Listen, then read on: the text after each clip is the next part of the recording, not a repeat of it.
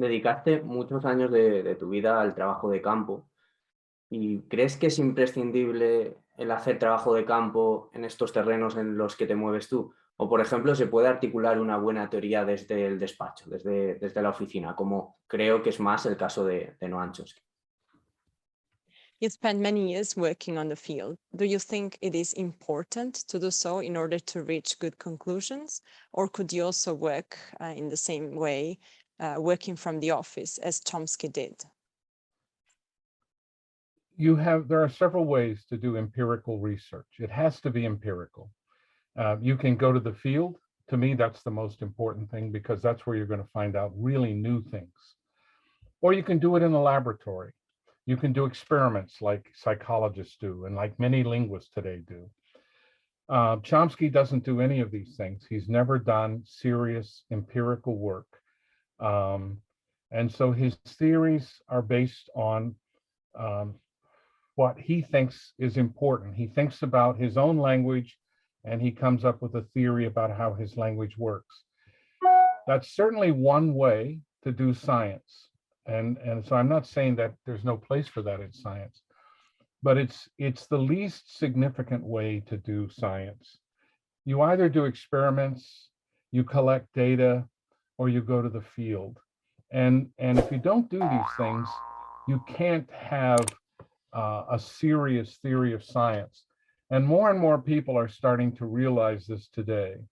My son did field research in Brazil, but now he does experimental research because it's easier than traveling to Brazil.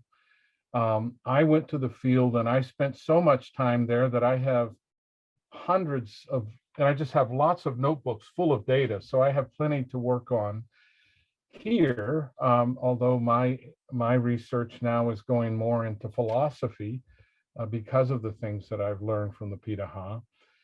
So I would say that a linguist, to me, is someone who can take a piece of paper and a pencil and walk into the jungle and arrive at a language no one's ever studied and come back out months later and tell us how that language works. That's what a linguist is to me. Not everyone shares that view. Chomsky certainly does not share that view. But field research is crucial to understanding the human condition and understanding human languages. And we can't reach that understanding without field research. Hay diferentes modos de hacer un trabajo empírico. Se puede hacer un trabajo de campo o también trabajar desde un laboratorio. Sin embargo, Chomsky no hizo ninguna de las dos cosas. Su trabajo no tiene un corte empírico y su teoría para él es muy diferente. Él se centra solamente en la gramática. Y yo no pienso que sea una manera muy científica. No digo que se salga de la ciencia al 100%, pero es la peor manera de hacer ciencia. De hecho, yo pienso que es necesario un trabajo de campo o en un laboratorio recolectando datos. Muchas personas hoy en día saben esto. De hecho, mi hijo antes lo hizo en Brasil, ahora lo hace en laboratorio porque es más fácil. Yo mismo escribí muchísimo, tengo muchos apuntes, muchos datos para seguir con mi trabajo, aunque ahora esté enfocado más bien en la filosofía porque he evolucionado gracias a ellos, pero para mí un lingüista es una persona que tiene que ser capaz de coger un papel, un lápiz, irse a la jungla y escuchar un idioma que nunca he escuchado y luego, después de algunos meses, volver y explicar cómo funciona esa lengua. Y Chomsky no está de acuerdo conmigo, está claro, pero para mí este es el trabajo de campo que es fundamental para comprender bien la lengua. Al hilo de esto, quería preguntarte ¿qué opinas sobre cómo se desarrolla la ciencia? Ya que a veces ocurre que grandes figuras, por el motivo que sea, frenan el desarrollo o parece que entorpecen el desarrollo del avance del conocimiento. ¿Qué opinas sobre esto y cómo ves el desarrollo de la ciencia? What do you think of science and its development? Sometimes it feels like that important figures stop scientific development and the development of knowledge. What do you think of this?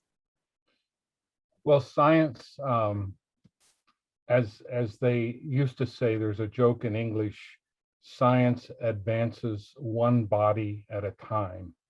When one major scientist dies, science advances. But science is hard. You're trying to figure out things we don't know. So somebody will think they understand it and they want to defend that. And somebody else will come along and say, actually, you don't understand it. It's this. And so they can discuss or they can argue. Very often they just ignore each other. Many famous people have been proven wrong. For example, Freud was extremely influential in psychoanalysis, and he's still an important figure. He did important work. He got us thinking about things, but nobody that I know thinks he was right about much. He turned out to be wrong about most of the things he talked about, in my opinion, but that doesn't mean he wasn't important. I see Chomsky as a bit like Freud, but maybe many of us are like this. We don't find the truth in one lifetime. The truth is something we discover over many lifetimes, many scientists working together, and we're always getting closer, but not quite there. And I guess that always gives us something to do. The issues are never settled. There's always more to learn. And I know that, when I'm gone, people will read some of the things I've written and they will find it valuable, and other people will not find it valuable. All we can do is satisfy ourselves that we're being honest and doing the best work we can do as members of an international community of people looking for truth.